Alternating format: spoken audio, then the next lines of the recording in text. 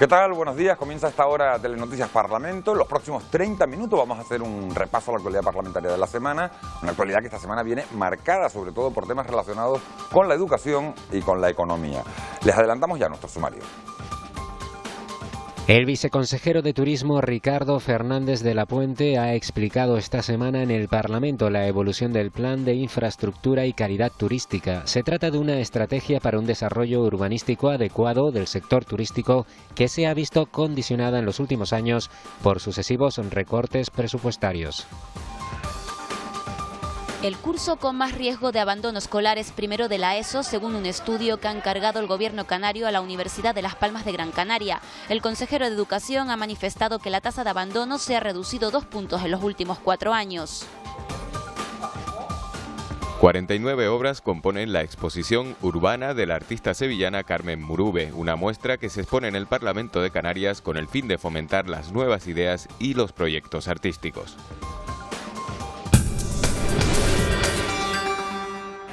La consejera de Sanidad, Brígida Mendoza, ha explicado esta semana en el Parlamento las medidas que ha adoptado su departamento para tratar de hacer frente al aumento de la demanda en el servicio de urgencias hospitalarias. Mendoza ha señalado la influencia de la estacionalidad en el número de urgencias registradas durante el invierno.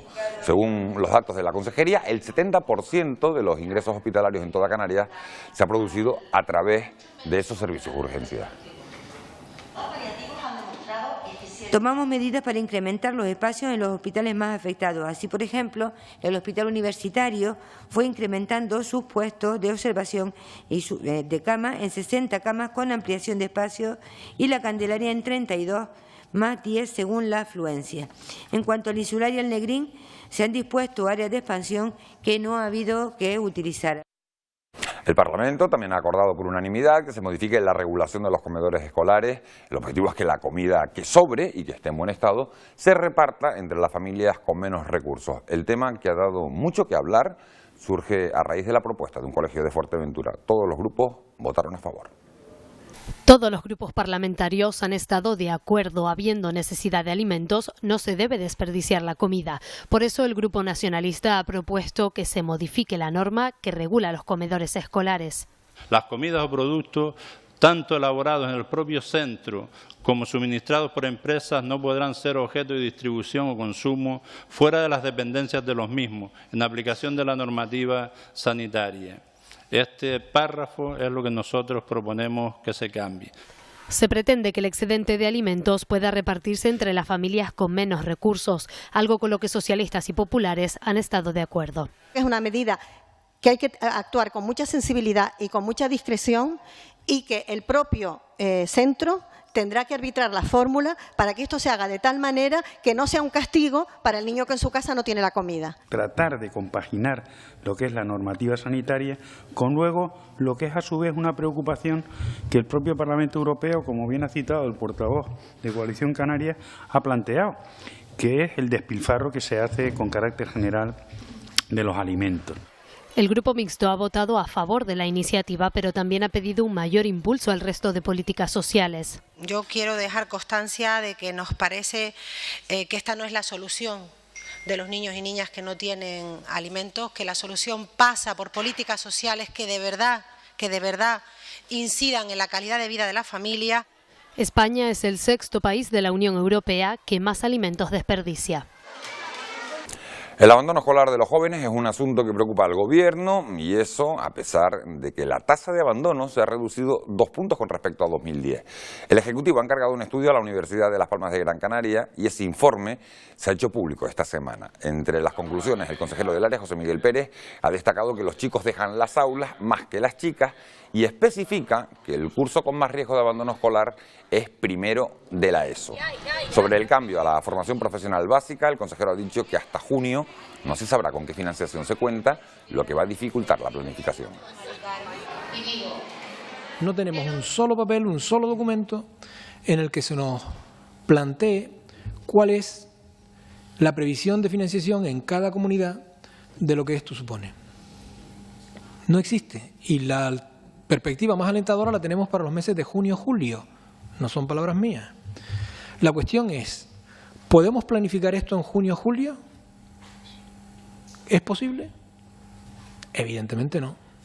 Bueno, pues esa era la pregunta que dejaba en el aire José Miguel Pérez. Vamos con más cuestiones. El gasto en atender los servicios públicos fundamentales, sanidad, educación y servicios sociales, supuso el 64% del gasto total de la comunidad autónoma durante 2012. Estamos hablando de 6.800 millones de euros. Se trata de un 2,8% más que en el ejercicio anterior, según ha explicado el presidente de la Audiencia de Cuentas, Rafael Díaz, al exponer ante la Comisión de Economía el informe de fiscalización de las cuentas de la comunidad autónoma. Díaz explicó que casi la totalidad del gasto, el 89%, se concentró en atender servicios fundamentales. El objetivo principal, al igual que en ejercicios anteriores, estuvo centrado en la prestación de servicios públicos fundamentales, educación, sanidad y acción social, al acumular el 63% del gasto. También se ha hablado esta semana en la Cámara del Plan de Infraestructuras Turísticas del Gobierno, un documento con el que se pretende mejorar los espacios públicos del archipiélago para ofrecer al visitante una imagen de calidad. Sin embargo, han surgido algunos problemas. El viceconsejero de Turismo, Ricardo Fernández de la Puente, ha denunciado en la Cámara, en el Parlamento, que el Estado no está cumpliendo con sus compromisos de financiación. El Plan de Infraestructuras Turísticas entró en vigor en 2004, fruto de convenios entre el Gobierno de Canarias, Cabildos y Gobierno del Estado. Esta semana se le ha preguntado a Ricardo Fernández de la Puente por distintos aspectos de ese plan. Que hable usted de cuál es el nivel de ejecución de las obras del anexo 1, la de los 30 millones de euros, y cuál es el nivel de ejecución de las obras del anexo 2, que recogen los 42 millones de euros. Y si hay, en todo caso, una perspectiva de financiación de aquellas obras contempladas dentro de los 50 millones de euros restantes que no han llegado y que no se sabe muy bien si van a llegar. Desde las filas socialistas y nacionalistas se ha reconocido las dificultades presupuestarias con las que ha contado el plan. Un plan que es un fiel ejemplo de las dificultades que conlleva la renovación turística en las islas, máxime si tenemos en cuenta las múltiples administraciones implicadas en su programación, ejecución y financiación. Como ha explicado el señor viceconsejero, el plan nace en 2001, pero no está hasta el periodo 2003-2011, cuando despliega todos sus efectos, habiéndose alcanzado la cifra de casi 100 millones invertidos en todas las islas. Usted debería pedirle una comparecencia, no aquí, sino al señor ministro de Turismo, que lo hagan sus compañeros para que explique por qué ha quitado los 50 millones en el 2012, por qué no hay ningún compromiso de poner un solo duro, por qué, por ejemplo, los créditos ICO, a los que nos podíamos acoger los ayuntamientos también para renovar los espacios públicos, les ha puesto unas condiciones que en el día de hoy lo pone en los presupuestos año tras año, pero no hay ningún ayuntamiento que se pueda acoger. Para los populares, transcurrida más de una década desde su puesta en marcha, es el momento de evaluar resultados. Son muchos, cientos, los miles de empleos que se han prometido al amparo de estos convenios, de estas estrategias y de estos planes que, reitero, llevamos hablando en los últimos 14 años en Canarias. Y entendemos ya que desde el Grupo Popular, pues que es hora también de hacer un balance sobre la ejecución de estos proyectos. De la Puente ha destacado la inversión de casi 100 millones de euros hecha por el Ejecutivo canario y el compromiso incumplido por parte del Estado. La inversión realizada durante el periodo 2003-2011 ascendió a 97,5 millones de euros. Respecto al compromiso de aportación para el ejercicio 2012, como ya es sabido y hemos tratado aquí en varias comisiones, los presupuestos generales de la comunidad autónoma no estableció ningún tipo de previsión, dejando a cero ese compromiso por parte del Estado y, por lo tanto, impositando que se hiciesen las obras que se habían previamente pactado con los distintos cabildos insulares. Con la rehabilitación de espacios públicos y privados, el Gobierno de Canarias quiere también impulsar el sector de la construcción. El control medioambiental ha sido otro de los temas importantes de la semana. Sus señorías han debatido en los últimos días sobre la emisión de gases contaminantes y la conservación de algunos de los lugares más representativos de la comunidad autónoma. La refinería de Santa Cruz de Tenerife ha sido uno de los puntos centrales del orden del día de este viernes en la Comisión de Medio Ambiente del Parlamento de Canarias. Los grupos han valorado en general la actuación del Gobierno al poner en marcha el plan de calidad del aire para conseguir reducir las emisiones de dióxido de azufre. El primer grupo en intervenir, el Grupo Mixto, ha insistido en la importancia de que se cumplan los requerimientos que establece dicho plan. Nos parece bien que los ciudadanos se organicen, que los medios repliquen esa denuncia, que la justicia actúe y hay un proceso judicial y que el Gobierno actúe sacando adelante el plan de calidad del aire, exigiendo el cumplimiento de la norma. Desde el Grupo Socialista han felicitado la actuación del Gobierno, destacando la coordinación y el trabajo conjunto con el Ayuntamiento capitalino. Nos satisface mucho la coordinación con el Ayuntamiento de Santa Cruz por parte de la Consejería y la labor de transparencia que se está haciendo. Puntualmente se reúnen la consejera correspondiente del Ayuntamiento con los técnicos del Centro de Evaluación de Emisiones y con todos los grupos políticos. Los nacionalistas, por su parte, han hecho hincapié en poner en marcha todas las medidas necesarias para garantizar que el aire sea limpio. Todas las medidas de seguridad, de control que hagan falta para garantizar que Santa Cruz de Tenerife tenga pues lo que todos queremos, un aire limpio, transparente, como normalmente es. El Grupo Popular ha recordado la convivencia durante mucho tiempo de la ciudad con la refinería y ha pedido aclaración sobre algunos datos referidos a la toma de medidas. Y de todas estas cosas hay una cosa que es lo más importante, que es la economía. Con la economía se puede atacar el medio ambiente y se puede mejorar. Si hay pobreza y hay miseria no se puede mejorar. Y hay que crear actividad y hay que combatirla con los medios y poner los sistemas de desulfuración, los sistemas de filtraje en las emisiones. El vicepresidente y consejero del Gobierno de Canarias, José Miguel Pérez, ha insistido en que se está llevando un control del aire que se respira en Santa Cruz. Que sepan al menos que en lo que se refiere a la inmisión, es decir, a lo que estamos respirando todos en esta ciudad o en cualquier otro punto, se está haciendo un análisis exhaustivo y lo hemos hecho en el tiempo en que se ha requerido. También tengo que decir que los datos que tenemos ahora, tanto de 2012 como de 2013, no presentan superaciones de los valores límites establecidos. Según los estudios, la refinería tiene una incidencia directa en la calidad del aire en una superficie de 3 kilómetros a la redonda. Es por eso que el plan de calidad del aire ha reducido en un 30% el límite de emisiones. Y llamativo informe el que conocíamos a mitad de semana, según el cual el Parlamento de Canarias es el segundo menos transparente de todo el territorio nacional. Así se extrae de un análisis realizado por la organización Transparencia Internacional con el objetivo de evaluar el nivel de información que estas instituciones ofrecen a los ciudadanos. Se han estudiado los 19 parlamentos de España, los 17 de las comunidades autónomas, el Congreso y el Senado, y el de Canarias, como decimos, ha sido el segundo que ha ofrecido peores resultados, solo superado por el de Murcia. Los diputados canarios niegan que eso sea así. Según este estudio, los parlamentos más transparentes son los de Cantabria y Navarra, además del Senado. Y vamos ahora con cuestiones más amables. El presidente del Parlamento de Canarias, Antonio Castro Cordobés, ha inaugurado estos días la exposición titulada Urbana de la artista Carmen Murube. Se trata de una representación basada en paisajes y viviendas. La muestra se podrá visitar en la sede de la Cámara, en Teobaldo Power, hasta el próximo 21 de abril. 49 obras componen la exposición llamada Urbana del artista Carmen Murube, una muestra que se expone en el Parlamento de Canarias con el fin de fomentar las nuevas ideas y los proyectos artísticos. Nuestro Parlamento, que se ha convertido en un espacio de encuentro para todos aquellos que entendemos la cultura como un síntoma de progreso de los pueblos. La creadora de la muestra defiende su pintura como una herramienta de cambio urbano y social a través de composiciones fragmentadas. La inspiración viene de la vista. O sea, yo voy por la calle y de pronto veo un juego de verticales y de horizontales que me gusta y eso pues me atrapa. Y es lo que intento luego captar en la obra, en un espacio reducido como es el lienzo. Una visión urbana que va desde agrupaciones de hormigón hasta agrupaciones rurales, planteando así una relación entre los espacios de la arquitectura. La exposición se podrá visitar hasta el 21 de abril en la Sala del Estatuto de Autonomía de la Cámara Legislativa. Conocemos ya a nuestro invitado de esta semana. Esta semana nuestro invitado es Javier Morales, diputado del Grupo Parlamentario Nacionalista Canario. Es ingeniero agrónomo y su isla de procedencia es El Hierro.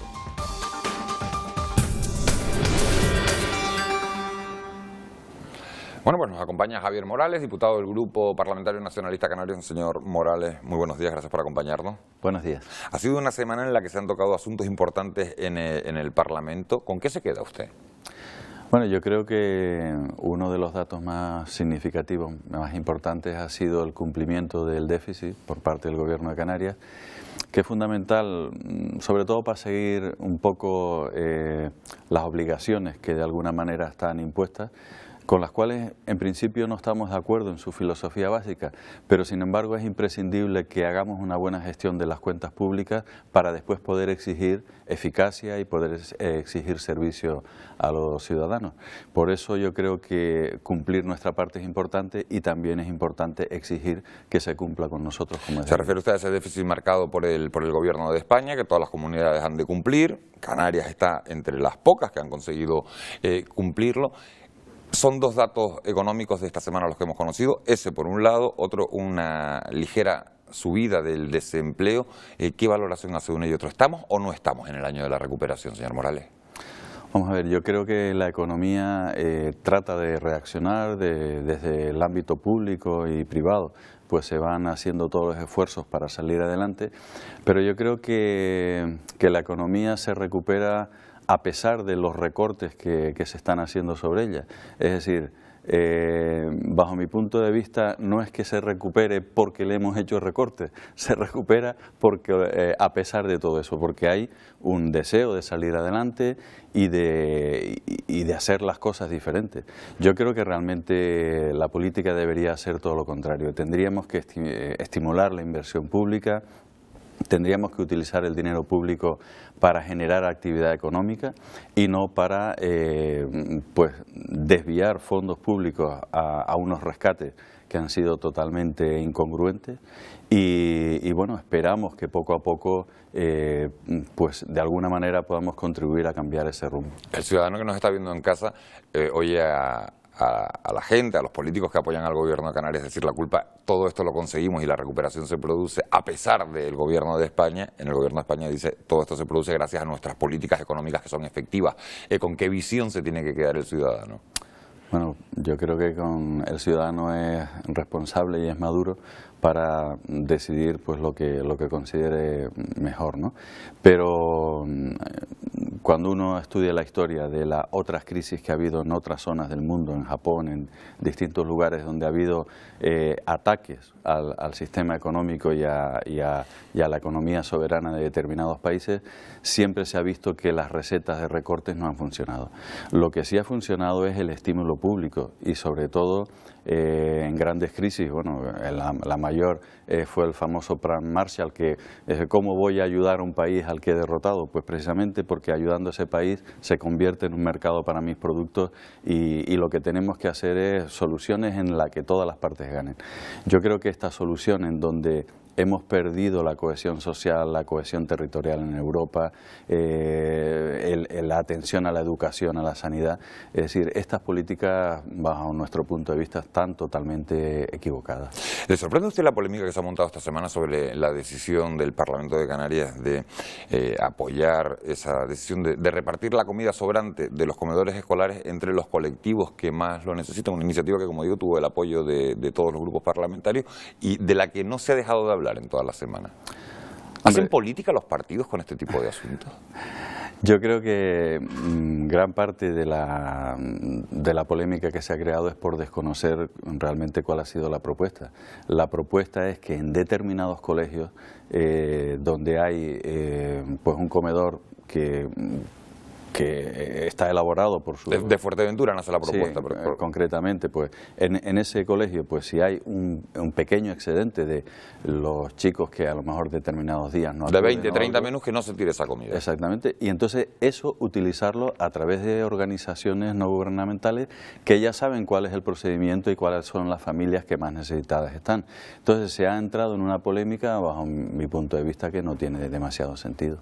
Hablando del mundo de la enseñanza, esta semana hemos conocido, los daba el vicepresidente del Gobierno en el Parlamento, nuevos datos sobre el abandono escolar. Se ha reducido la tasa en Canarias en 2 puntos, pero se sigue hablando de un 28%. El curso que más se plantean los chicos para abandonar los estudios sigue siendo el primero de la ESO. ¿Se puede reducir eso de alguna manera? Oye, ¿a qué achaca usted? Hombre, yo creo que, o sea, cuando hablamos de abandono escolar, en el fondo una situación de crisis económica que afecta a las familias cuando no están, no es lo mismo un chico que esté bien acogido por una familia que está equilibrada, que es estable, etcétera, pues también esa persona, ese chico o esa chica tiene un criterio para acudir a clase, etcétera, etcétera. Por una parte, esos problemas de tensión social que son creados en parte por la crisis económica. Y por otro lado también, los ciudadanos y los jóvenes van a los sitios donde les resuelven problemas. Cuando saben que estudiando más ganan más dinero, pues van al estudio. Cuando saben que acudiendo al sur a trabajar en la construcción ganan más dinero, abandonan los estudios y van a la construcción.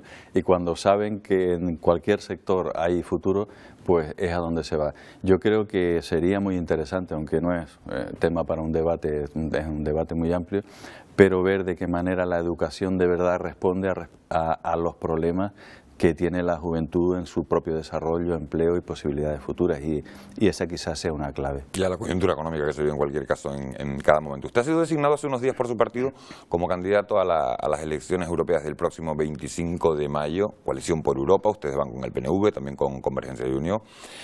Los estudios dicen, señor Morales, que solo 1 de cada 3 españoles piensa ir a votar el próximo 25 de mayo. Estaríamos hablando de un índice de participación del 33% nada más, 33,3%. ¿Qué lectura hace usted de esa previsión? Bueno, evidentemente una baja participación significa un descontento, un desafecto de la ciudadanía hacia ese sector, en este caso hacia este ámbito político y específicamente en Europa. Yo creo que es importante darnos cuenta de que el origen de gran parte de las dificultades que estamos teniendo es por haber cambiado la dirección de Europa. Europa hasta ahora ha estado trabajando a favor de la cohesión territorial, que todas las regiones tuvieran un nivel similar de desarrollo y de riqueza, a través de la cohesión social, que toda la ciudadanía tuviera un nivel similar de servicios y de bienestar, y sin embargo hemos cambiado esa estrategia que durante muchos años nos ha permitido desarrollarnos, y concretamente en Canarias se ha visto muy palpable en carreteras, en infraestructuras, en educación, en sanidad, en muchos aspectos se ha visto, en empleo, se ha visto cómo Europa nos ha ayudado, y ahora se ha orientado hacia ese objetivo del déficit, que en el fondo ha venido ocasionado por un sector financiero, pero por la peor parte del sector financiero, es decir, por los menos eficaces, menos eficientes del sector financiero. Por ello yo creo que si la Comisión Europea puede cambiar el rumbo y volver a rescatar la Europa que de verdad servía a la ciudadanía y a las regiones, es importante estar allí y es importante votar para cambiar eso, porque si simplemente lo sufrimos o simplemente nos quejamos, pero no cambiamos o no contribuimos al cambio, pues evidentemente es más complicado salir de eso. Como visión global está muy bien, y yo le hago una pregunta, ya que usted aspira a representar los intereses de Canarias en ese Parlamento Europeo. ¿Qué se juega Canarias en Europa? Bueno, pues Canarias se juega en Europa, por una parte, ser entendida en sus especificidades, en sus particularidades.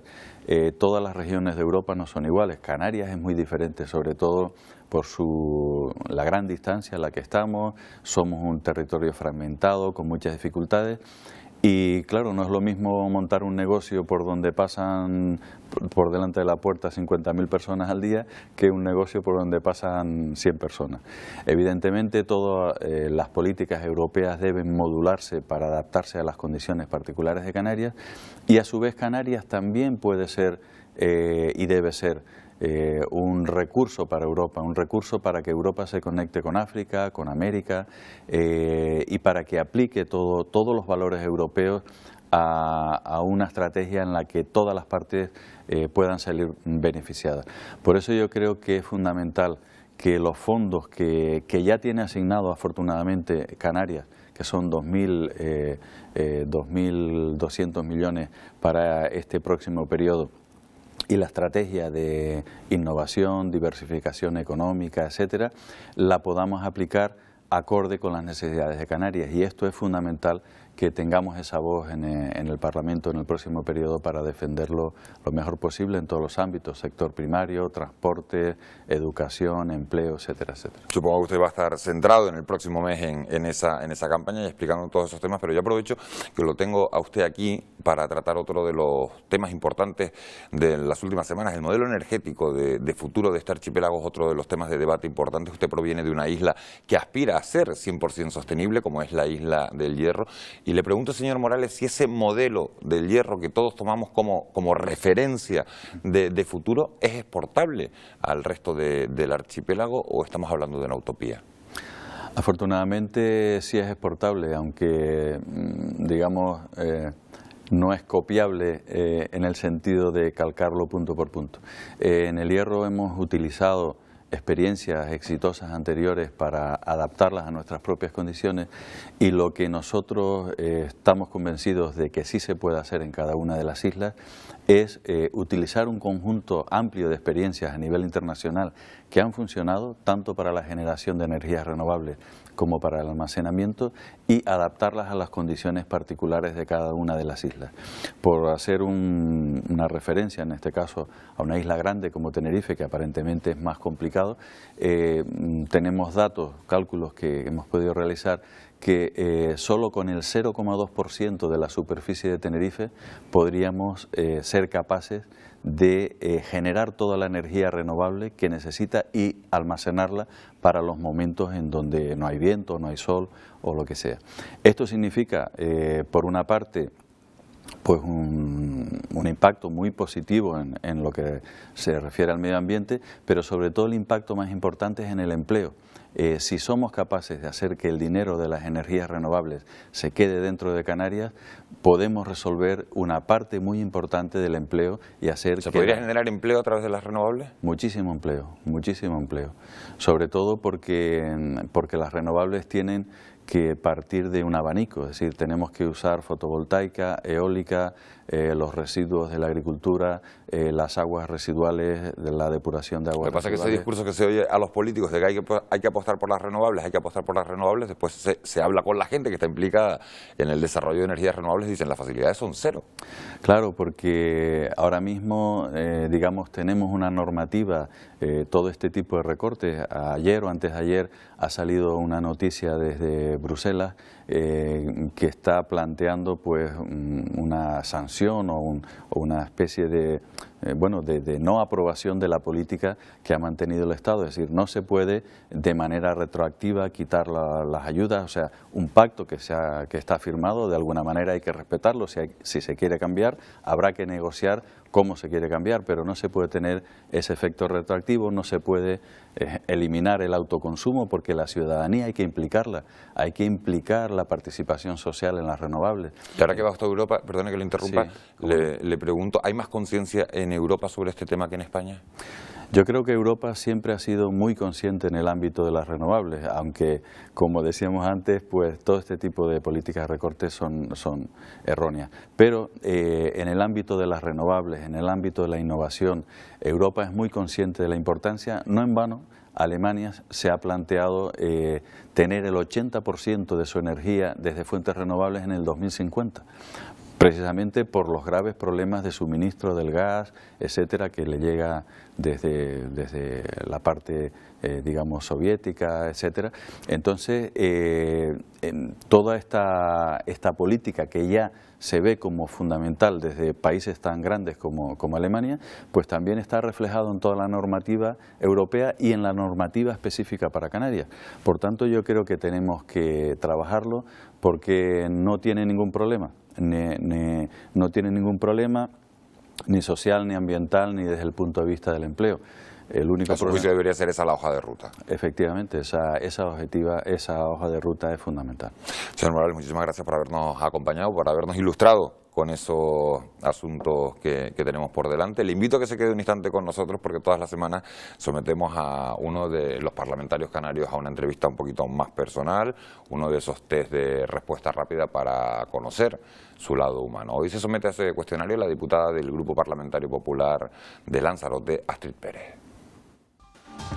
Llegué porque mis compañeros del Partido Popular de Lanzarote y del Partido Popular de Canarias entendieron que podía ser una buena candidata para el Parlamento de Canarias y así pues se hizo. Yo no creo que sobren diputados en el Parlamento de Canarias, yo lo que sí creo es que hay una mala distribución de parlamentos por islas.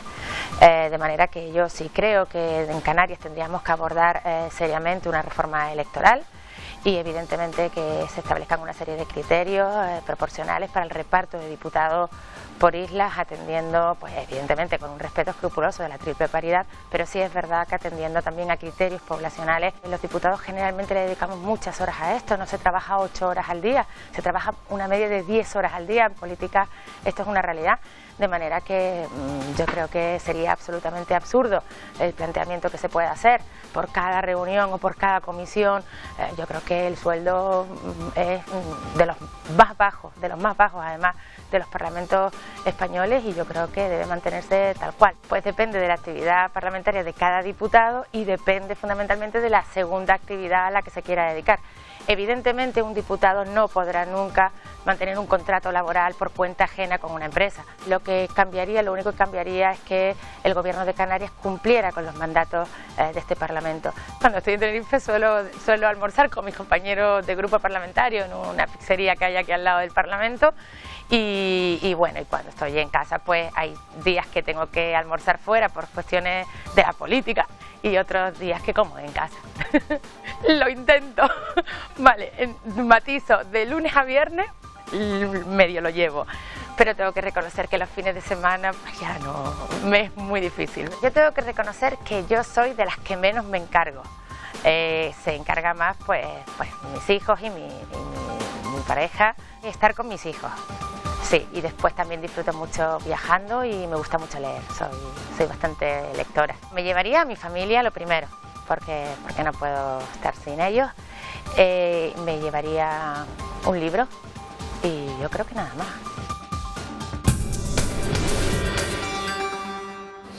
Bueno, pues esa era la respuesta de Astrid Pérez. Yo le pregunto antes de marcharnos, señor Morales, ¿por qué se informa usted? ¿Por qué medio de comunicación se informa usted? ¿Por la radio? ¿Por la televisión? ¿Por internet? ¿Por los periódicos de papel tradicionales? Básicamente por internet. Básicamente pues voy viendo los resúmenes de prensa, a su vez cuando detecto un tema que me interesa pues lo desarrollo un poco más y sobre todo por internet como me suelo informar. ¿Tiene usted cuenta en Twitter, en Facebook? Sí. En los dos, fundamental. Sí, sí. Señor Morales, muchísimas gracias por habernos acompañado este domingo. Y mucha suerte en esa cita el 25 de mayo que tiene por delante. Muchas gracias a ustedes. Bueno, pues a ustedes también agradecerles que hayan estado un domingo más al otro lado de la pantalla. Nosotros nos marchamos, no sin antes recordarles que tienen una dirección de correo electrónico, parlamento@tvcanaria.tv, para que nos hagan llegar cualquier idea, cualquier sugerencia sobre este programa. Les invitamos a que sigan con la programación de Televisión Canaria. Nosotros, si les apetece, volvemos a encontrarnos el próximo domingo. Mismo sitio, misma hora. Gracias por su compañía. Feliz día.